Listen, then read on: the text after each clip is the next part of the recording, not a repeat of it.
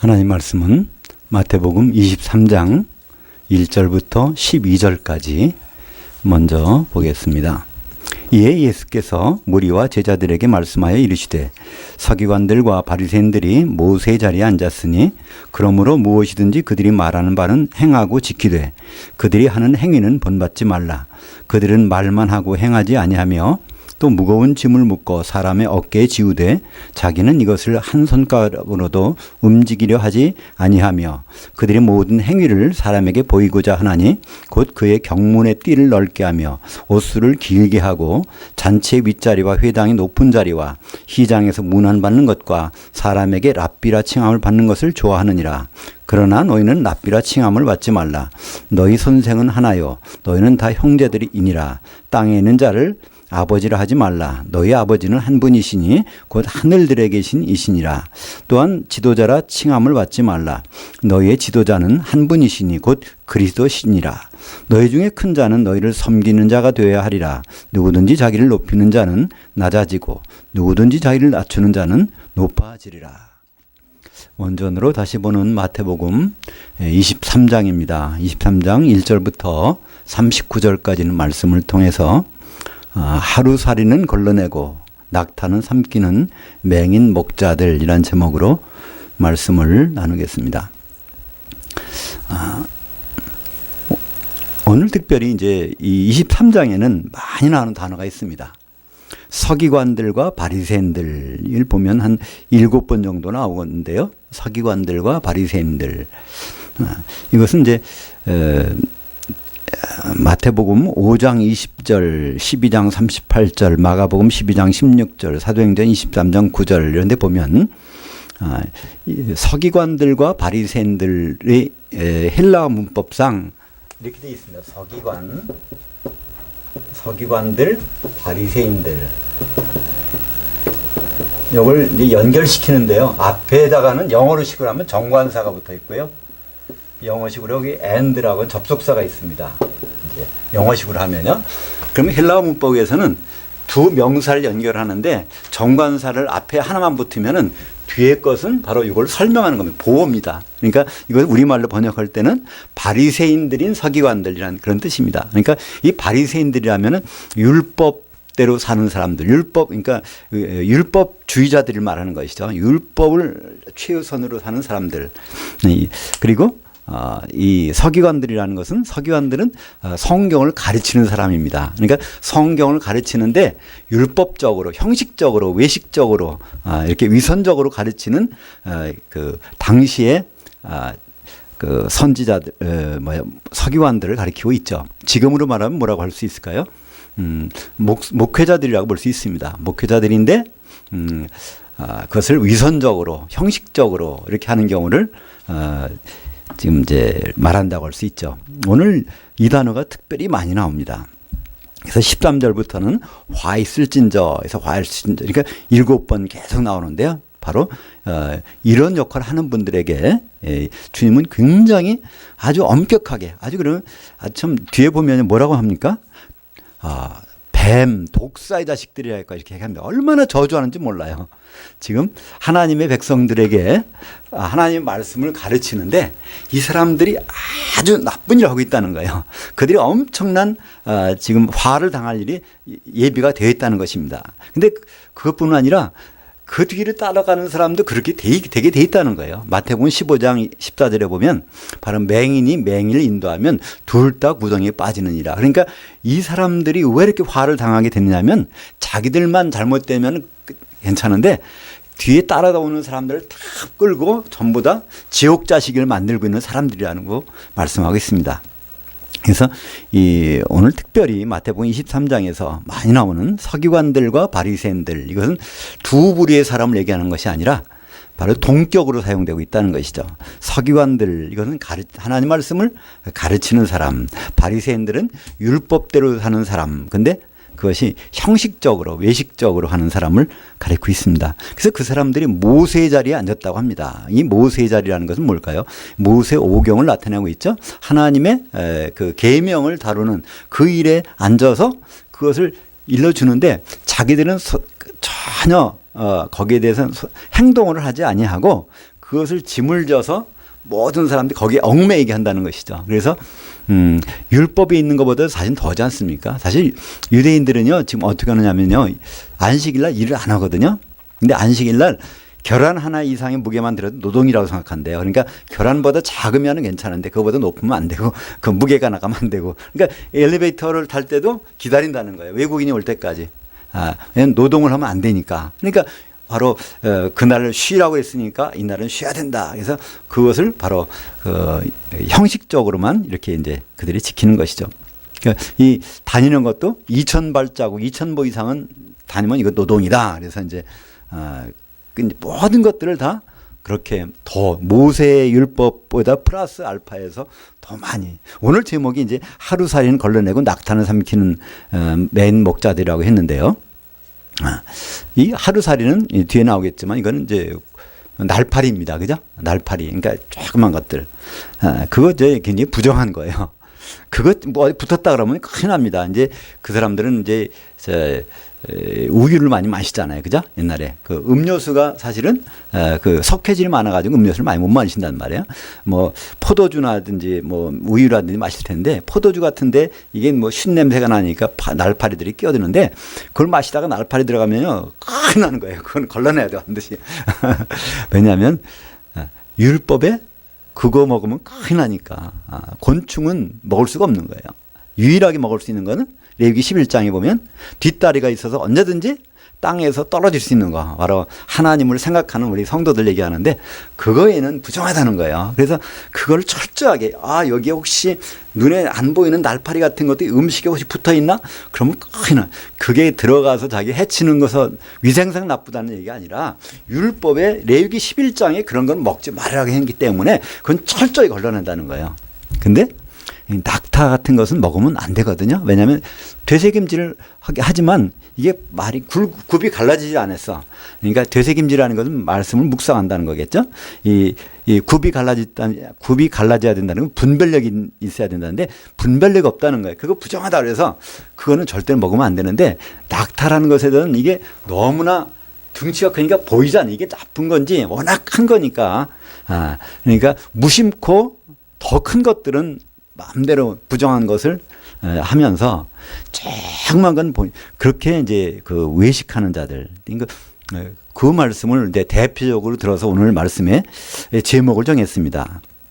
그래서 이 사람들이 얼마나 좀 하는 일들이 그냐면 그 율법에 있는 모든 내용들을 다 그 유대인들에게 그 하나님 백성이라고 하는 사람들에게 짐을 지어놔서 꼼짝 달락하게 못하게 해놓았다는 거예요.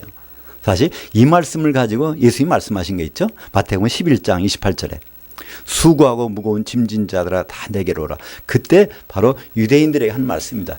그들이 지금 수고를 엄청나게 하고 있는데 짐이 거기 뭐 수동형으로 돼 있어요. 남이 그 어깨에다 지어놨어. 누가 지어놨을까요? 이 서기관들, 이 바리새인들이 이렇게 살아야 된다, 저렇게 살아야 된다. 그것 때문에 그들은 참 힘들게 사는 거예요. 근데 예수님이 뭐라고 그러시죠? 다 내게로 오라. 내가 너희를 쉬게 하리라. 이 쉰다는 단어는요, 좀 특별한 단어입니다. 이 성경에 쉰다는 단어가 두 종류가 있습니다. 그 헬라어로는요, 물론 우리말로는 안식이라고 할 수 있지만, 영원한 안식이 있고, 잠깐 쉬는 안식이 있습니다. 그래서 이제, 마태복음 11장 28절에 나오는 것은요, 이거는 아나파우시스라고 합니다. 파우시스 또는 아나파우. 보통 이제 이 아나라고 하면 그다음에 이제 히브리서에 나오는 게 있어요. 히브리서에 보면요. 거기 안식이 나오는 것은요. 카타파우시스라고 합니다. 카타파우시스. 이 파우시스라는 것은 쉬는 거예요. 우리 보통 보면 그 옛날 TV에 보면 수입에다 우리가 수입을 했잖아요. 칼라테리 같은 경우. 그러면 리모컨 여기 보면 뭐 포즈라는 게 있어요. 포즈가 뭐냐 잠깐 보다가 멈춤할 때 멈춘다는 게 영어로는 포즈라고 그러죠. 이 포즈라는 단어가 헬라어 파우시스에서 나온 겁니다. 이 파우시스는 쉬는 거예요. 근데 거기에 아나가 붙으면 이거는 중간에 쉰다는 얘기고 카타가 붙으면은 이거는 영원히 쉬는 겁니다. 그러니까 우리 주님 오신 다음부터는 카타파우시가 있는 것이고 이 주님이 말씀하신 마태복음 11장 28절에서는요. 이걸 주시겠다는 게 아니에요. 바로 아나파우시스를 주시겠다는 거예요. 내가 올 때까지 그때까지 쉬게 해주시겠다는 거예요. 그러니까 우리가 예수를 믿은 다음부터는요, 그때부터는 우리는 아나파우시스입니다. 우리가 이제 이 아나파우시스를 축구 경기로 하면요, 그렇지, 하프타임입니다. 하프타임을 주시겠다는 거예요.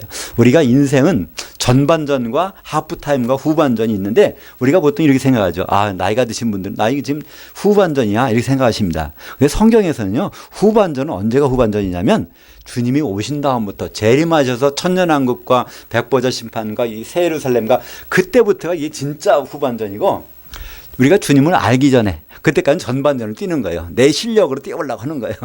근데 뭐가 좀 안 돼. 그랬더니 감독 되신 분이 그러는 거야. 아, 바로 내게 와서 좀 쉬라. 하프타임 좀 가져야 될 거 아니야. 하프타임에 뭐가 이루어지죠?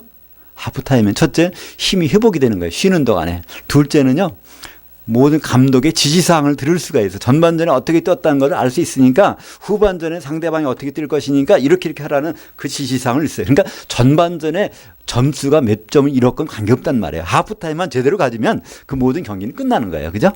그러니까 주님은 그 단어를 가지고 아나파우시스를 주시겠다는 거예요. 다 내게로 오면. 내게로 나를 만나기 전까지는 전반전을 자기 실력으로 뛰고 있는데, 아, 이제 주님을 만난 다음부터, 그러니까 주님을 만난 다음부터 죽을 수도 있어요. 그랬다가 주님 오시면 무덤에서 살아날 수 있다는 말이에요. 그러나 주님이 오시기까지가 다 하프타임이야. 그래서 이 아나파우시스라는 단어는 아나파우오, 동사는 아나파우오, 명사는 아나파우시스 그러는데요. 요한계시록에 많이 나옵니다. 이것이. 그래서 요한계시록 14장에 보면 지금부터 바로 주 안에서 자는 자들은 복이 있도다 하면서 그때 쉬는 것들, 너희 지금, 그러니까 쉰다는 단어들이 대부분 다 아나파우시스래요. 주님 오실 때까지 순교하는 사람도 아나파우시스라는 거야. 아나파우. 그러니까 잠깐 하프타임이라는 거예요. 우리가 지금 주님을 믿고 사는 것도 하프타임 사는 거고, 그 다음에 우리가 죽는 순간도 그것도 하프타임 가운데 있는 거예요. 좀 쉬고 있다가 후반전을 뛰기 위해서 잠깐, 그때 후반전 뛸 때는 무덤에 있는 사람은 일어나야 되고, 그때까지 살아있는 사람은 뒤따라 올라가야 되고, 이제 그때 하시는 말씀이 이제 수고하고 무거운 짐진 자들아 다 내게로 오라. 그때 무거운 짐을 바로 이 서기관들과 바리새인적인 서기관들이 다 이렇게 지어놔서 이 세상에서 그렇게 무거운 짐을 지고 전반전을 뛰고 있다는 겁니다. 근데 그러면서 오늘 말씀이 그들이 하는 일 좀 보라는 거예요. 그들은 높은 데 가서 대접받으려고 그러고, 그리고 옷도 아주 제사장 옷으로 여러 가지 이제 아주 위험한 모습을 나타나도록 한다는 것입니다. 지금도 많이 그런 게 남아있죠. 특별히 가톨릭에서는 어떻습니까? 옷도 이렇게 남아 있고요. 또 우리 개신교에서도 그런 경우가 많이 있어요. 그죠? 여러 가지 제복 옷. 근데 사실은요, 예수님 자신이 제복을 안 입으셨거든요. 이것은 그냥 중간에 생겨난 것입니다. 그걸 통해서 어떤 권위가 나타나는 거 아닌데 그런 것이 자꾸 만들어지는데, 이 바리새인적인 서기관인들이 그렇게 살았다는 것을 쭉 여기서 예수님은 지적하시는 겁니다. 어디 시장에 가면 먼저 문안 받고 자기 문안 받는 사람들이고, 그러니까 항상 대우받는 사람이 되려고 한다는 것이죠. 무엇보다도 그들은 랍비라 칭함을 받으려고 좋아해요. 랍비라는 것은 선생님, 스승님 이런 뜻이죠. 근데 여기서 8절에 중요한 말씀이 나옵니다. 그러나 너희는 랍비라 칭함을 받지 말라. 너희 선생은 하나요? 너희는 다 형제들이니라. 선생이 하나라고 그러나요? 누굴 가리킬까요?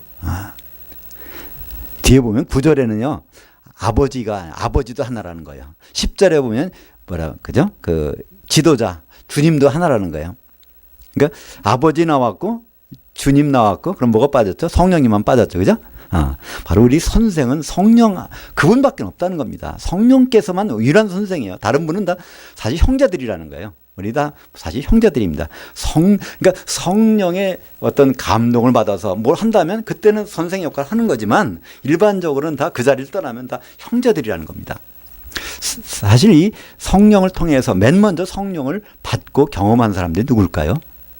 오순절날 기다렸던 11사도들, 그죠? 뭐 마띠아도 들어가서 12이라고 하지만 사실 진짜 예수님의 사도는 거기서 가룟 유다 대신에 죽었고, 그 자리는 나중에 바울이 들어갈 거니까 11사도들, 그들이 성령이 믿기까지는 아무것도 하지 말라고 그랬어요. 오직 성령이 임하시면 그때부터 활동하라고 그랬죠. 너희는 바로 그 능력이 빌 때까지 이 성에 머물러라. 승천하시면서 보통 때 같으면 그랬잖아요. 시간이 급하니까 빨리 가서 복음을 전해야 될 거 아니야. 이렇게 유언하실 텐데 마태복음 24장 49절에 보면 볼지어다 바로 너희들은 위로부터 능력이 입을 때까지는 꼼짝 말고 이 성에 있으라는 거예요. 왜 그럴까요? 바로 성령을 통해서만이 그들은 뭐를 선포할 수 있고 기록으로 남길 수 있고 성령이 아니고 해봐야 소용없다는 거예요. 그래서 마태복음 사도행전 1장 8절에 보면 오직 성령이 너에게 임하시면 그때부터 모든 일을 시작한다는 거예요. 그러니까 사도들이 가서 움직였지만 사실은 성령께서 그들을 통해서 하셨다는 것을 말씀하고 있습니다. 왜냐하면 선생은 성령 한 분뿐이에요. 그죠? 그리고 이 성경도 신약 성경은 다 사도들이 기록입니다. 사도들이 성령의 감동을 받아 기록했기 때문에 우리는 이것이 바로 우리의 선생님이란 말이에요. 신약 성경이.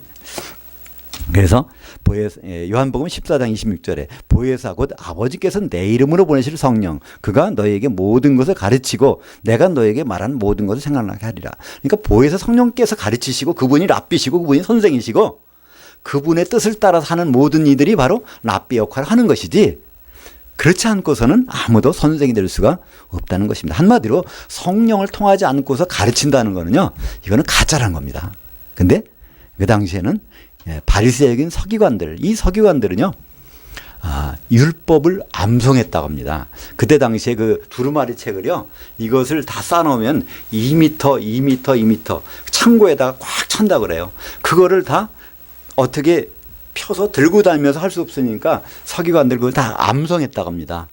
그것도 원어로, 그죠?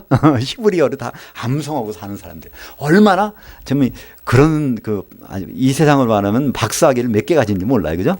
그런 사람들이 가르치는데 예수님은 그 사람들을 보고, 독사의 자식들아 그러는 거예요. 왜냐하면 성령을 인정하지 않으니까. 자기 생각대로 그것을 판단해서 가르치니까 그렇게 말씀하고 있습니다. 그래서 요한일서 2장 20절과 27절에도 그때는 성령을 뭐라고 그러죠? 기름 부음이라고 그러죠. 기름 부음이 임하면 아무도 너희를 가르칠 필요가 없다는 거예요. 그분이 다 알아서 해 주실 테니까. 우리는 그래서 이 시간에도 왜 말씀을 가지고 섰습니까? 우리가 두세 사람이 바로 내 이름으로 모인 곳에 반드시 함께 하시겠다는 그 약속이 있잖아요. 그 이름이 바로 예수 그리스도 이름인데 예수님 그러셨어요. 내가 가면 바로 내 이름으로 보낼 분이 있는데 바로 성령께서 함께 하시기 때문에 우리는 이 자리에 있는 것이고 그분이 선생이시기 때문에 우리는 말씀에 귀를 기울이고 있는 것이죠. 그래서 오늘 여기서 예수님은 한 번 더 선생은 하나요? 그분이 바로 여기서는 직접적으로 말씀 안 하셨지만 우리는 성경을 보면 이분이 바로 특별히 요한복음 14장 26절에 보면 이분이 바로 우리 랍비시구나. 성령께서 우리에게 가르쳐 주시는구나. 그리고 아버지는 한 분이라고 그러는데 정말 육신의 아버지는 사실은 아버지가 아니에요. 아버지의 관계를 경험할 수 있도록 이 세상에서 경험하는 도우미로 주신 거란 말이에요. 그죠? 저분을 통해서 아버지 진짜 아버지 만나면 이렇게 했구나. 우리는 그런 아버지의 역할로 이제 나타나서 도움을 하는 거예요. 그죠? 부부 관계도 그렇지 않습니까? 결혼하는 것도 그래요. 그죠? 신랑과 신부로 예수 그리스도와 교회가 그렇다는데 그 관계가 어떻게 될까? 예행 연습을 해보는 겁니다. 그죠? 그러니까 사실은 진짜 아버지는 아버지 하나님밖에 없어요. 근데 그분은 어디 계시다고요? 항상 성경에서는요, 하늘들에 계신, 그래서 이 헬라어로 하늘을 우라노스라고 합니다. 우라노스. 근데 하늘들은요, 우라노이스라고 그래요. 우라노이스는 이건 쌍수입니다.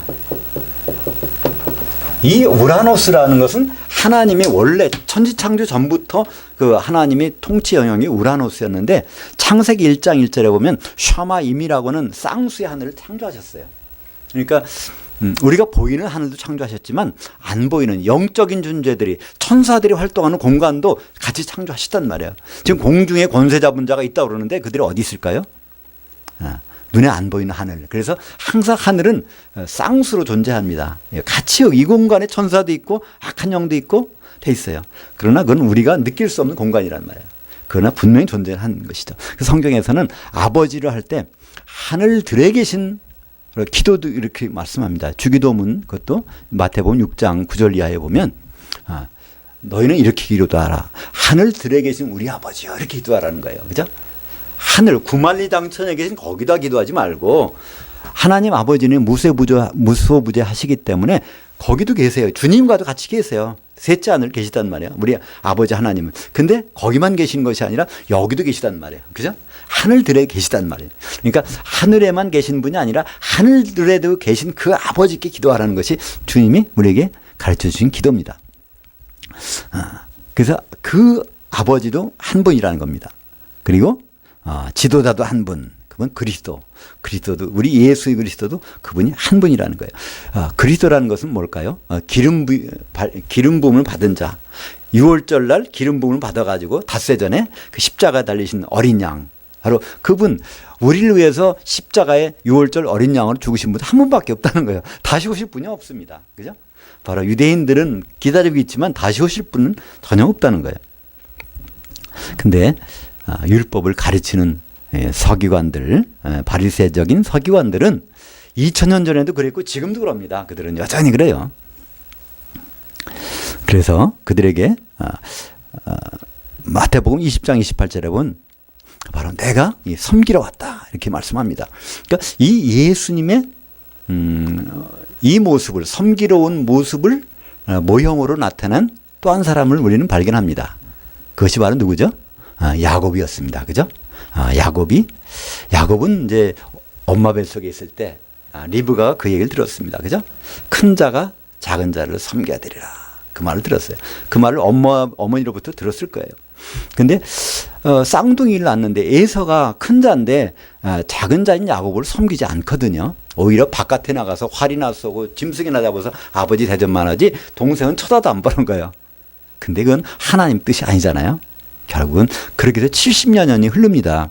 그 팥죽 한 그릇에 장자 명분을 뺏고 그 다음에 축복까지 받아서 도망가게 된 경우가 그게 나이가 언제인지 아십니까? 계산해 보면요 76세입니다. 아브라함은 75세에 하란 땅을 떠나게 됐지만 이 야곱은요 76세에 떠납니다. 그래서 20년에 96세에 와서 형을 만나러 오는 거예요. 근데 그때 어떤 일이 벌어졌죠? 결국은 야곱은 그렇게 생각합니다. 큰 자가 작은 자를 섬겨야 되는 것이 우리 집안에 행하지 하나님 뜻인데, 그래서 야곱은 그렇게 합니다. 리브가와 더불어서 자기가 장자가 되어서 형을 내가 섬기겠다. 그것이 바로 그 행동으로 나타나죠.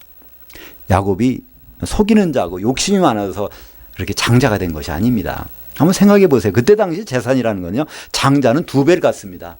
근데 그때 재산은 땅을 주거든요. 땅을 형보다 2배를 받아가지고 거기에서 제명에 살 수 있을까요? 그걸 몰랐을까요? 야곱이? 그건 아니거든요. 결국은 도망가죠. 결국은 그 순간에 하나님은 이제 베델에서 처음으로 만나 주시잖아요. 그 전까지는 야곱은 하나님과 독대한 적이 없어요.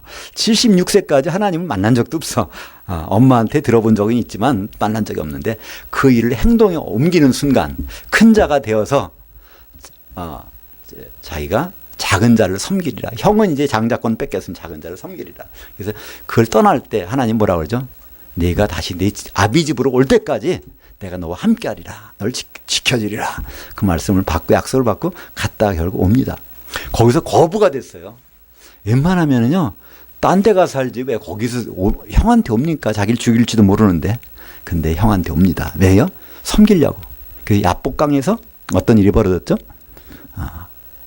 다 물려놓고 있는데 천사와 씨름을 하게 됩니다. 야곱이 먼저 천사 씨름 거는 게 아니에요. 천사가 바로 야곱에게 씨름을 걸어옵니다. 그때 어떤 이름을 주셨죠? 너 이제 이스라엘이라 하겠다 그런 거예요. 이스라엘이라는 그 원래 뜻은요, 하나님과 견줄 수 있는 자라는 뜻입니다. 하나님을 해서 이겼다는 뜻이 아닙니다. 견준다는 뜻이에요. 그 사라에서 나오는 그게 이스라로 되는데요. 하나님과 필적한다는 거예요. 너는 지금 요 야복강을 건너면 이제는 너 형 야곱을 에서를 만날 텐데 그 만나기 전에 내가 너를 가장 큰 자로 만들어 줄게. 한번 가서 섬겨봐. 그래서 그때 바로 야곱은 아주 큰 자, 하나님과 필적할 정도면 이 세상에서 가장 큰 자예요. 그죠? 큰 자가 되어서 거기 갑니다. 형한테 만나서 뭐라고 그러죠?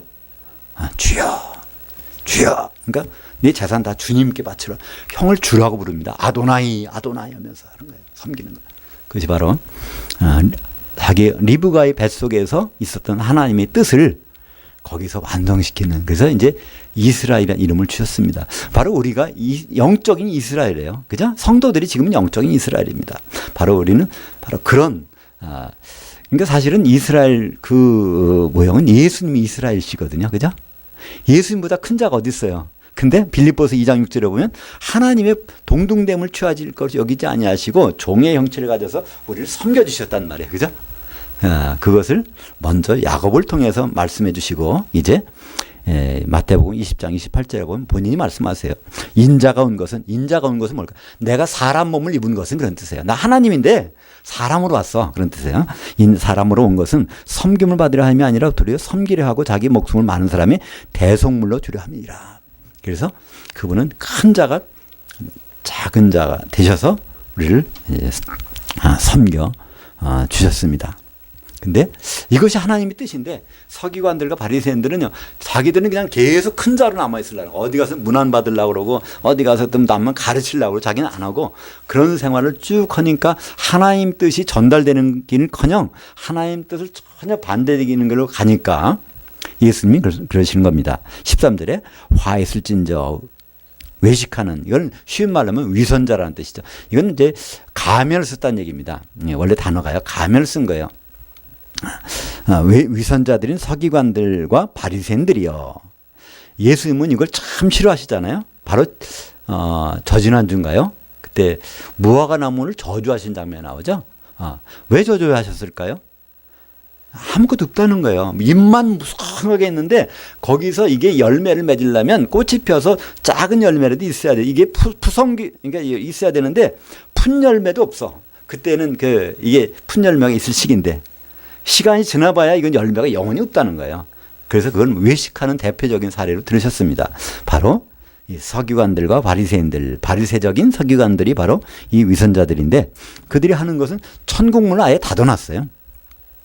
닫고 너희도 들어가지 않고 들어가는 자도 들어가지 못하게 하는도다. 이거 다 현재입니다. 현재형을 쓰고 있어요. 앞으로 천국에 들어갈 건데 미리 막고 있다는 얘기가 아닙니다. 그들이 지금 막아놓고 있다는 거예요.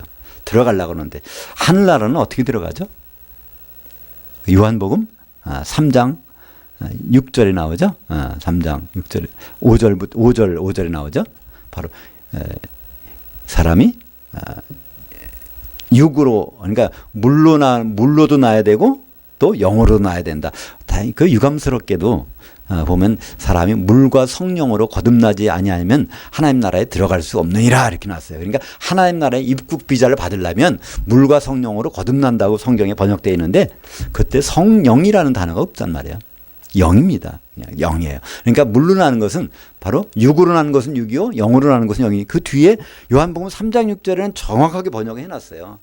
엄마 뱃속에서 양수가 터져 나오는 것은 그건 육신이 태어나는 것이고 그다음에 영으로는 또 한번 나와야 되는데 왜 영으로 나오냐면 영이 죽었단 말이에요. 그죠? 모든 사람들이 영은 다 죽었습니다. 나올 때부터. 언제 죽었죠? 아담이 범죄한 순간 죽었어요. 아담에게 하나님 말씀하셨잖아요. 너희 선악과를 먹으면 너는 정령 죽으리라. 그거는요, 그 사람이 혼이 죽는 게 아닙니다. 목숨이 끊어지는 게 아니에요. 영이 죽는 거래요. 그죠? 그래서 선악과를 먹었는데 목숨은 살았는데 영이 하나님과 단절된 거예요. 그죠? 근데 뱀은 뭐라고 그러죠? 그 아내한테 너 이거 먹어도 절대 안 죽어 그래요. 사실 안 죽잖아요. 맞아요. 안 죽어요. 혼은 안 죽는다면 영이 죽은 거지. 그러니까 교묘하게 마귀는 그렇게 그걸 이렇게 이제 틀어가지고 미혹하는 자입니다. 우리는 그래서 아담이 범죄한 이후로 모든 사람들의 영은 죽은 상태에서 태어납니다. 근데 거듭나야 되는 거예요. 어떻게 거듭나죠? 그때 예수님은 니고데모에게 얘기를 합니다. 너 유대인 선생으로서 그걸 잘 모르느냐? 민수기 21장에 보면 놋뱀 사건이 있지 않느냐? 그 놋뱀을 바라보는 자마다 바로 살아난다는 거예요. 바로 놋뱀이 뭘까요? 장대에 달린 놋뱀, 십자가 달린 예수, 그분이 누구라는 걸 알면, 그러니까 그분이 여기 달렸다는 걸 믿는 것이 아니라 그분이 누군데 거기 달렸다는 걸 믿는 거예요. 놋뱀이라는 거는 합금입니다. 그죠? 합금으로 된 거예요. 노스라는 것은요, 아연과 구리의 합금입니다. 아연이는 하얀색이에요. 구리는 빨간색입니다. 하나님이신 분이 바로 인간의 몸으로 오신 분이 바로 십자가에 달리셨다는 것, 그거를 믿는 것, 그것이 바로 이 거듭난다는 거예요. 그걸 받아들이면. 그죠? 그래서 요한복음 3장에서는 그 말씀을 하고 계신데 거기에 성령이란 단어를 막 번역해 보니까 성령은 오시지도 않았는데 요한복음 7장에 가면 그러잖아요. 예수님이 아직 한 사람에게도 성령 내리심이 없더라는 거예요. 그죠? 사도 요한이 기록합니다. 나를 믿는 자는 배에서 생수의 강이 넘치리라. 이는 그를 믿는 자에게 주실 성령을 가리키심이라. 근데 아직 한 사람에게도 성령 내리심이 없는데 왜냐면 그분이 영광을 받지 못하셨기 때문이었다. 십자가에서 죽으시고 부활하셔서 그때 주신다고 약속하셨는데 그래서 기다리라고 그랬잖아요. 오순절까지는 기다립니다. 그때 그들에게 성령이 임했는데 그때 나오는 것을 한참 전인 예수님이 니고데모하고 대화할 때 성령이라고 번역해버린 거예요. 그냥.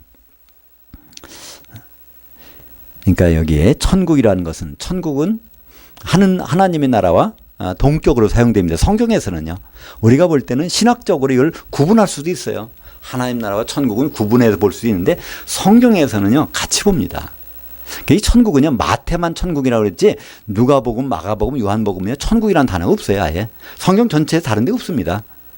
뭐 디모데전서에 하나 있는데 그건 잘못 번역한 거예요. 하늘에 속한 자라는 뜻을 나타내는데 하늘에 속한 어떤 나라 그걸 천국이라고 번역해버린 거예요. 그래서 천국이란 단어, 하늘들의 왕국이란 단어는 마태만 쓰고 있는데 다른 복음서에서는 그걸 하나님의 나라라고 하고 있고요. 마태복음 19장에 보면 부자 청년한테 그러는 거예요. 그죠? 부자 청년이 가니까 하나님 나라, 부자가 하나님 천국에 들어가는 것이 어떻게 어려운지 낙타가 바늘게 들어가는 것이 바로 부자가 하나님 나라에 가는 것보다 쉬우니라. 그러면서 천국 들어가는 것을 하나님 나라라고 똑같이 거기서 예수님이 말씀하셨어요. 그러니까 이 천국은 결국 하나님 나라인데 바리새인들, 서기관들은 그 문을 꼭꼭 닫아놓고 자기도 안 들어가고 들어가는 사람도 그러니까 거듭나는 것에 대해서 얘기를 안 하는 거예요. 거듭나야 된다는 걸 생각도 안 하는 거예요. 그들은. 니고데모도 마찬가지로 거듭나는 것을 잘 몰랐습니다. 15절에 보니까 화이스진저 위선자들인 서기관들과 바리새인들이여 너희는 교인이라고 하는데 원래는 개종자입니다. 그러니까 유대인이 아닌 사람들이 유대교로 들어온 사람들이 있었나 봐요. 그런 사람들을 또 해서 오히려 지옥 자식을 만든다는 겁니다. 전혀 하나님의 뜻에 관계없는 일로 만든다는 것을 말씀하고 있죠. 16절에 보면 또 화 있을진저 맹인된 인도자들이요. 여기는 서기관들과 바리새인들 자리에다가 아예 맹인된 인도자라고 했어요. 그러니까 결국은 똑같은 얘기입니다. 그 당시에 바리새적인 율법주의적인 서기관들은 맹인된 인도자라는 거예요. 맹인이라는 것은요.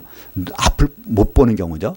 우리가 보는 이때 맹인은 영적인 맹인일 것입니다. 그죠? 육신적으로는 그건 다 보니까 그 맹인이라고 하는 것은 본다고 하지만 실제로 못 보는 거죠. 그래서 그들이 하는 것은 다 형식적인 거예요. 성전으로 맹세하면 아무 일 없는데 성전의 금으로 맹세하면 이것은 아주 더 위력이 있다는 거예요. 더. 그러니까 뭐 이렇게 하나님께 올 때도 적당히 오는 것도 좀 더 많은 예물 튼튼한 뭐 많이 바치면 더 하나님은 더 관심을 갖고 조금 바치면 안 갖고 그러니까 외형적인 것. 성전에는 성전 안은 다 금으로 다 도금을 해놨잖아요. 그 금을 보고 하는 것이 성전 자체보다도 더 의미 있다고 생각을 했다는 겁니다. 그 제단보다는 제단에 제물이 뭐가 있는가 그거를 먼저 생각했고 그러니까 눈에 보이는 것을 가지고 모든 것을 그들은 생각한 것입니다. 그러니까 주님은 눈에 보이는 것으로 판단하고 하는 것을 가장 싫어하신다는 것을 우리는 알 수 있죠. 마태복음 15장 14절에 그냥들아 그들은 맹인이 되어 맹인을 인도하는 자로다. 만일 맹인이 맹인을 인도하면 둘이 다 구덩이에 빠지리라 하시니 이건 지금도 이건 유효합니다. 그죠? 예수님은 이것을 예상하셨을 것 같아요. 당연히 예상하시겠죠. 그죠? 지금도 만약에 맹인된 입장에서 사람들이 인도한다 그러면요. 이거 둘 다 빠질 수 있다는 겁니다.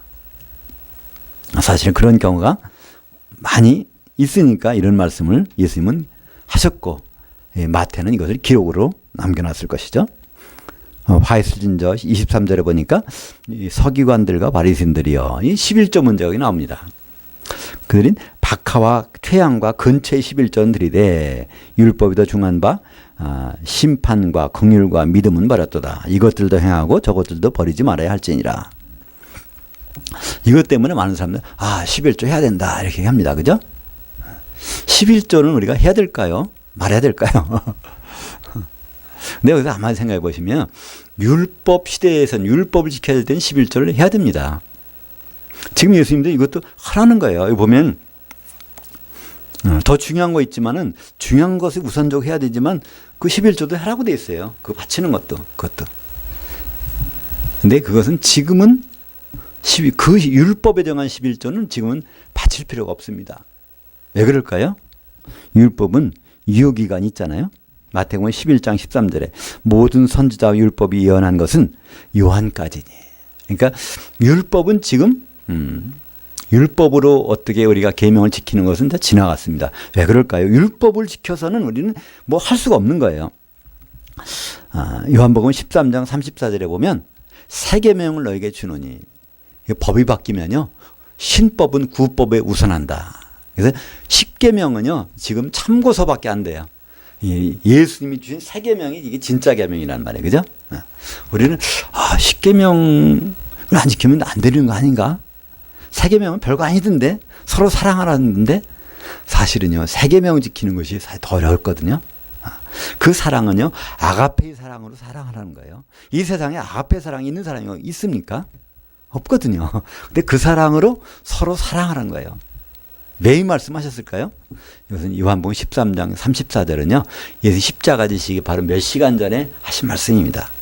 하나님을 사랑하는 것은 우리 인간은 불가능하다는 거예요. 예수님밖에 할 수 없어. 그래서 예수님 내가 이걸 10계명 중에서 그 4가지는 내가 지킬 테니까 너희는 내 안에서 이거 다음 것만 지키면 돼. 그래서 새로운 법을 만들어 주셨다는 것이죠. 로마서 3장 20절에 보면 율법의 행위로는 아무도 하나님께 의롭게 될 자가 없다고 되어 있어요. 율법을 다 지켜서도 의롭게 되지 못한다면 죄인으로 남아있다는 거예요. 율법을 다 지켜도. 그럼 그게 무슨 소용일까요? 근데 용도가 나옵니다. 율법으로는 죄를 깨달음이라. 그러니까 율법은 참 중요하고 선한 겁니다. 그러나 율법을 지킬 수 있는 사람은 세상에 아무도 없기 때문에 예수님이 오신 거고요.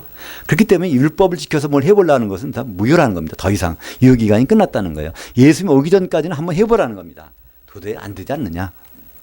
그래서 이제 새로운 법을 주셨는데 이 마태복음 오늘 23장 말씀하실 때는 아직은 예수님 십자가 지시기 전입니다. 새 계명이 나오기 전이에요. 그때까지는 이거를 지켰어야 됩니다. 그들은. 근데 그들은 11조도 뭐 그건 지킨다고 하지만 사실 박하와 회향과 근체 이거는 11조에 안 드려도 돼요. 왜냐면 자기 밭에서 나는 소출을 해야 되는데 이거는 별도로 심어서 양념으로 먹으려고 자기들이 따로 심은 거거든.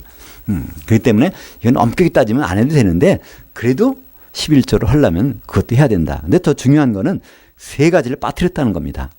거기는 우리말로는 정의라고 되어 있는데 의와 긍휼과 믿음이라고 되어 있는데요. 원래 단어는 심판이라는 단어입니다. 이 심판이라는 것은요 재판한다는 거예요. 공평하게 모든 일을 공평하게 이 사람들은 돈이 많으니까 좀 더 잘 봐주고 저 사람은 돈이 없으니까 아주 그죠 법 앞에 평등해야 되는데 그래서 보면 뭐 유전 무죄, 무전 유죄 그런 말이 있듯이 그렇게 하고 있다는 겁니다. 공평하지 않게 재판하고 있다는 거예요. 그들이 율법을 지킨다고 하면서 근데 그 심판에 대해서 그들은 적당히 한다는 거예요. 사실 이 심판만큼 중요한 것은 없습니다. 하나님은 이걸 굉장히 귀하게 생각하세요. 하나님 백성들이 억울함을 당하는 거 못 보시겠는데 그 심판하는 사람들이 그거를 적당히 한다는 거예요. 그러니까 솔로몬이 그래서 처음에 그랬죠. 너 뭘 구하냐? 뭘 원하냐 했더니 솔로몬이 지혜로운 마음을 달라고 그랬어요. 그죠? 뭐 때문에? 내가 우둔한 마음으로 사람들 재판해야 되는데 이 재판을 심판을 잘 못하겠습니다. 그래서 그때 원래 지혜라는 원래 말은요. 네가 듣는 마음을 구했구나 그랬어요.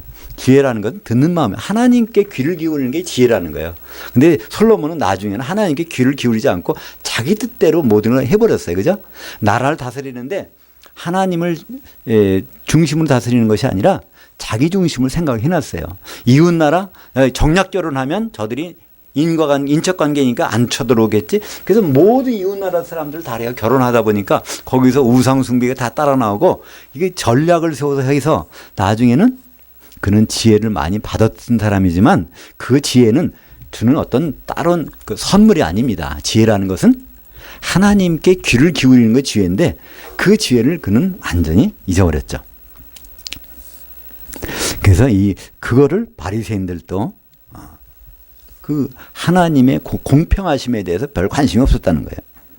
그는 심판을 잘하려면 하나님께 귀를 기울여야 되는데 그는 자기 멋대로 재판해 버리는 거예요. 사람들을. 그리고 긍휼과 믿음은 버렸도다. 이 긍휼이라는 거는 불쌍히 여기는 거예요. 그죠? 불쌍히 여기는 거를 어떻게 불쌍히 여길 수 있을까요? 네, 하나님께 긍휼을 입어본 사람은 불쌍히 여기는데 그걸 입어본 적이 없어. 자기들은 그거 안 입어도 떳떳하게 제 돈도 많고 마음대로 할 수 있거든요.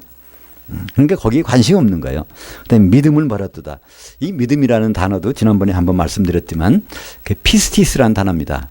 피스티스라는 것은요, 설득하다라는 페이도라는 동사의 과거 분사형입니다. 수동형이에요. 설득당했다는 겁니다. 그게 믿음이 그게. 그러니까 하나님께 설득당하는 것이 그게 믿음인데 하나님의 뜻을 귀를 기울이지 않는 것. 11절 열심히 하고 율법을 지키지만 그들에게는 바로 하나님께 지혜도 구하지 아니하고 하나님께 어떤 긍휼의 여김을 받을 필요 없다고 생각하고 자기는 다 가졌으니까. 그리고 하나님 말씀에 설득도 안 당하려고 그랬던 그 사람들에 대해서 와 있다. 너희들이 누굴 가르치려고 그러느냐 이렇게 말씀하고 있습니다. 맹인된 인도자들이 하루살이는 걸러내고 낙타는 삼키는사. 그러니까 이 날파리들은 음식에 들어가면 이거 먹으면 부정한 거 먹으니까 이거 하나님 율법을 어기나 보다 그거는 끔찍하게 생각하는데 이 자체가 낙타는 이거는 고기를 하나도 먹으면 안 돼. 근데 그걸 다 먹으려고 생각한단 말이에요. 전체를. 유레위기 11장 4절 하반절에 보면 낙타는 색임질은 하되 굽이 갈라지지 아니하였으므로 너에게는 부정하고 그래서 낙타 고기면 먹으면 안 됩니다. 근데 그걸 통째로 삼켜버린다는 얘기는요. 일부 맛만 보는 정도가 아니라 그냥 관계없이 한다. 하나님 부정하다는 것도 별 관계 없다는 거예요. 눈에 보이는 조그만 날파리 그것만 가지고 관심한다는 거예요. 레위기 11장 23절에 보니까 오직 날개가 있고 기어다니는 곤충은 너희가 혐오할 것이니라. 그러면서 그전엔 그 말씀이 있습니다. 그러나 뒷다리가 있어서 언제든지 하늘로 향할 수 있는 것. 우리는 사실은요. 우리 배를 땅에 대고 우리 고기가 그런 곤충이잖아요. 그죠? 이 땅에 속해서 살 수밖에 없어. 먹고 살아야 되니까. 그죠? 그러나 언젠가는 이 배에 먹을 게 들어가야 되잖아요. 그죠? 이게 음식도 될 수 있을 거고, 지식도 될 수 있고, 뭘 다 되겠지만, 근데 언제든지 뒷다리가 있어서 하늘로 향할 수 있는 것. 그 생각을 우리는 하고 산단 말이에요. 그걸 성경에서는요, 성도라고 그럽니다. 구약에서는 그런 사람들이 되라 그래서 그런 음식이라는 것을 소개해 주셨는데, 이것을 서기관들, 곧 바리새인들은 아주 사르사르 눈에 보이는 것만 아주 관심을 갖고 있다고 말씀하고 있죠. 그리고 11조라는 것이 원래 왜 우리는 이게 없어졌냐면요. 율법이 11조라는 건 엄격히 말하면요. 레위인들에게 주는 겁니다. 근데 레위 지파가 사실 없어져 버렸어요. 지금 목사님들이 레위 지파라고요? 아닙니다. 갈라디아서 3장 28절에 보면 유대인이나 헬라인이나 그리스도 안에서 다 하나라는 거예요. 그런 구분이 없어졌어요. 우리는 다 형제라는 거예요. 그죠? 그래서 레위 지파는 따로 없어졌어요. 그럼 지금 11조는 없어졌을까요? 아니요. 율법이 있기 전부터 있던 11조가 있단 말이에요. 창세기 15장 보면 14장이죠. 거기 보면 아브라함이 자기 조카 롯을 구출해 올 때 거기서 그러니까 그 몇 명 안 되는 거 돼가지고 그 4개국 연합군을 무찔러 가지고서 전리품을 가지고 온단 말이야. 그러니까 아브라함은 아주 자기가 전략을 잘 세운 줄 알았어요. 야간 기습을 했어요. 병력이 작으니까 야간으로. 그다음에 두 팀으로 나눴어. 그래서 이겼단 말이에요. 그래서 아브라함은 자기가 대단한 줄 알았고 왔는데 멜기세덱이 나타난단 말이에요. 떡과 포도주 가지고 축복해 주면서 너희 대적의 손에서 구해주신 그 하나님, 여호와 하나님은 너는 찬송해라 그러는 거예요. 그때 아브라함은 깨달았습니다. 내가 전쟁에서 이긴 것이 내 실력이 아니라 바로 대적의 손에서 나를 구원한 분이 계셨구나. 그러면서 얼른 11조를 준비합니다. 그거를 누구한테 바칩니까? 멜기세덱한테 바치는 거예요. 그 멜기세덱이 누구라고요? 히브리서에 보면 그 바로 예수 그리스도라는 거예요. 그죠? 예수 그리스도께서 잠깐 거기에 나타나셨다는 거예요. 원래 아비도 없고 어미도 없고 족보도 없고 그런 분이 잠깐 나타나셨어요. 바로 하나님의 아들과 방불한 자라라고 이제 개혁성경 번역했는데 그게 모조품이란, 그러니까 복사품이 아니에요. 복제품이란 단어입니다. 원래 복제. 그러니까 예수님이 복제품이 잠깐 멜기세덱으로 나타났다가 이제 2000년 전에 이제 실제로 오셨던 것이죠. 우리가 11조, 그 11조는 남아 있습니다. 어떤 11조일까요? 하나님의 은혜가 생각났을 때 거기에서 11조라는 것은 전체를 대표한다는 거예요. 그죠? 하나님은 전체를 대표를 하는 걸 받으시면 전체를 받으시는 거예요. 그래서 그거는 율법이 없어져도 그거는 율법 있기 전부터 있는 거니까 있단 말이에요. 그걸 없앤 적은 없어요. 성경에서. 그죠? 그래서 우리는 11조라는 것은 있지만 율법에 정한 11조는 없습니다. 왜냐하면 율법에 정한 11조는 레위인들 위해서 정해준 건데 레위인들은 더 이상 존재하지 않습니다. 그래서 바로 그 11조는 없어졌다는 거예요. 이제 혹시 오해하시는 분들은 11조가 없대. 11조가 없다 보면 이단이라는데 그런 분도 있는데요. 율법으로는 우리는 온전히 할 수 없습니다. 아무리 그 율법이 11조를 드려도요. 그건 아무 효과가 없어요. 사실은 우리의 모든 헌금 자체가요. 이거는 의미가 없어졌습니다. 구약의 모든 제물들은요. 다 예물 제물들은 그건 매년 바치고 드렸지만요. 그거는 유효기간이 얼마 안 돼. 그러니까 매년 바치잖아요. 근데 온전한 제물이 십자가에서 드려졌어. 하나님은 그거로 충분하시다는 거예요. 예수님을 받으신 다음부터는 다른 헌금 필요 없는 거예요. 그분은요. 근데 성경은 뭐가 있죠? 연보가 있어요. 그죠? 연보라는 것은요. 사실은 헌금하고는 성격이 다릅니다. 저도 사실 교회를 개척하면서 저를 연보함이라고 할까 아주 고민을 많이 했어요. 근데 그러면 너무나 이게 잘 이해가 안 갈까 봐 그냥 헌금함이라고 해놨는데요. 사실은 성경이 연보라는 단어가 좀 더 성경적입니다. 버릴 연자, 보충할 본자. 그러니까 내게 있는 것을 버려서 다른 성도를 보충한다는 그런 개념이에요. 그래서 그리스도의 몸인 교회가 세워지는 겁니다. 그죠? 그래서 이제 그것이 있죠. 지금 그러니까 지금 헌금은 연보의 성격의 헌금이라고 보시면 되고요. 그것들은 다 어디에 쓰일까요? 그리스도의 몸인 교회가 세워지기 위해서 모든 것은 지금도 그런 일은 있어야 되는 것이죠. 11조도 있어야 되고 연보도 있어야 되고 다만 그것은 율법에 따라서 의무적으로 하는 것이 아니라 그것은 너무나 예수 그리스도의 몸을 세워가는 자발적으로 아브라함이 정말 그 은혜가 생각이 나서 드리는 것처럼 그렇게 앞으로 받을 복을 위해서 드리는 것이 아니라 창고에 쌓을 복이 있지 않을까 정말 한번 시험해보라. 그 시험이 아니라 이미 받은 복이 생각이 나서 그걸 드리는 거란 말이에요. 그죠? 하나님을 찬송하라 그랬더니 그게 바로 그걸 드리는 거예요. 그러니까 11조는 하나님의 그거를 은혜를 영광을 찬송하는 그 방법입니다. 그죠? 하나님의 영광을 내가 어떻게 찬송할까? 그럼 11조를 드리면 되는 거예요. 마태복음 23장 23절에 나오는 11조는 사실 그건 없어진 겁니다. 그리고 영원한 11조는 아직도 영원해요. 우리는 하나님 은혜가 생각날 때마다 그 11조를 드릴 수 있는 것이죠. 그래서 그 히브리서 7장에 보면 거기에 바로 그 율법을 따라 드리는 것에 대해서 11조에 대해서 이제 거기 나옵니다. 그것을 이제는 멜기세덱한테 드려야 되는 거예요. 그때는 레위인한테 드렸는데 멜기세덱은 예수 그리스도시고 예수 그리스도의 몸이 이제 교회니까 이게 교회가 이루어지는데 그리스도의 몸이 세워지는 데에다가 우리는 11조를 드리고 우리는 바로 그 일을 위해서 연보를 하는 것입니다. 25절에 보니까 또 화했을진저 위선자들인 서기관들과 바리새인들이여 너희들은 대접의 겉은 깨끗하다. 이게 다 외식하는 일. 결국은 쭉 보면 다 비슷한 얘기입니다. 27절에도 회칠한 무덤이라는 거예요.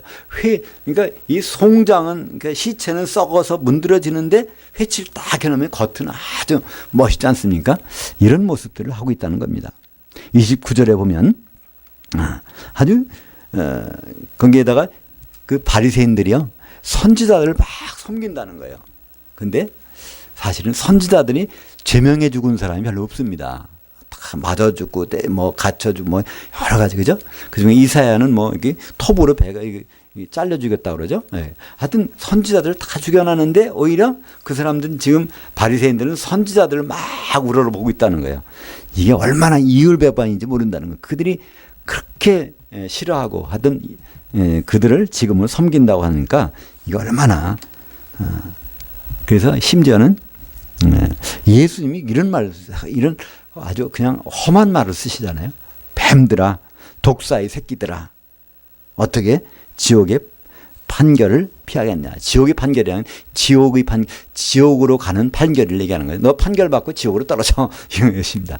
근데 우리는 여기서 한번 지옥과 불못에 대해서는 조금 더 구분할 필요는 있습니다. 그죠?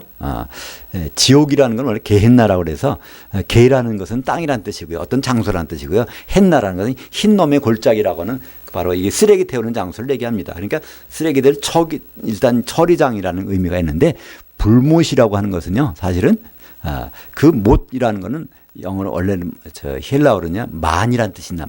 만이라는 것은 바닷물과 육지가 만나는 넓은 장소를 얘기하는 거예요. 그것이 완전히 분류되어 있는 곳이에요. 그곳에서 영원히 사는 걸 얘기하고 있고, 이 지옥이라는 것은 하나님이 어떤 것을 해도 심판하는 그런 것이기 때문에 이걸 같이 볼 수도 있지만 조금 구분하는 것도 우리는 생각해 볼 수 있습니다. 그건 이제 요한계시록을 보실 때 한번 나중에 좀 더 구분하는 걸 생각하시고, 여하튼 이렇게